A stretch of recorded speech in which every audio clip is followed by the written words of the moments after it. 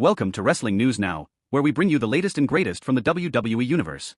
Tonight, we witnessed a momentous event that has set the stage for a titanic clash at Saturday night's main event. Cody Rhodes and Drew McIntyre found themselves face-to-face in a contract signing, fraught with tension and high stakes. But this isn't just any title match, a game-changing stipulation has been introduced. Stay tuned as we break down everything you need to know. The Halloween edition of SmackDown turned into a battleground of words before the actual fight had even begun. As the tension mounted, it became clear that Drew McIntyre had no intention of signing that contract unless he got what he wanted. Ladies and gentlemen, that's not just typical gamesmanship, that's strategy at its finest. Drew raised valid points about the current title rules, highlighting a disadvantage he felt he was at. He insisted that the title must be able to change hands on a count-out or disqualification, proposing a hefty twist to their impending championship showdown. It was a bold move, aimed at shifting the odds in his favor. And, let's be honest, it's hard to argue with McIntyre's perspective. Rhodes, as the reigning champion, could maneuver his way through the match, well aware that a disqualification would keep him safely clutching that championship belt. McIntyre understood the weight of those stakes and sought to lay down the law. But then came a surprising turn. General manager Nick Aldis, asserting his authority, threatened to replace McIntyre if he didn't play ball. The stakes were rising, and with that, so was the drama. In a twist that showcased Cody's character, compassionate yet steely under pressure, he took to the mic, addressing Drew's demands. Not willing to back down from the challenge, Rhodes ultimately conceded, accepting McIntyre's new terms for their epic showdown. This moment felt pivotal. Cody Rhodes is not just a champion, but a legacy built from the ashes of hardship.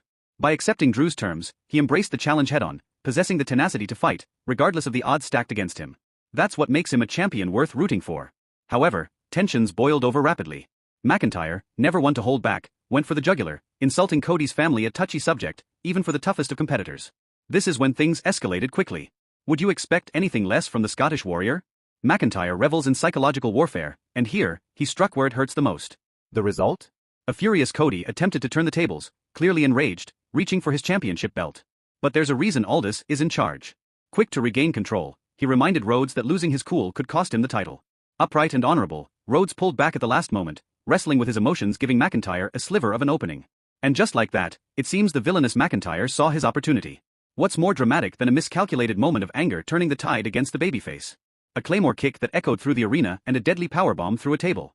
Just like that, McIntyre asserted his dominance, leaving Rhodes lying amidst the ruins of decorum. This was not merely an assault, it was a statement. McIntyre wasn't just a warrior, he was a predator hungry for gold and vengeance. The newly introduced stipulation, which allows for a title change via DQ or countout, suddenly takes on a whole new meaning after this confrontation. He's not just looking to fight Cody Rhodes, he wants to break him. Now, let's dive deeper into the implications of this shocking stipulation.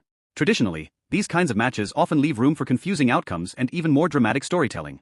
The concept of the title changing hands on a disqualification adds layers of complexity to what we can expect. This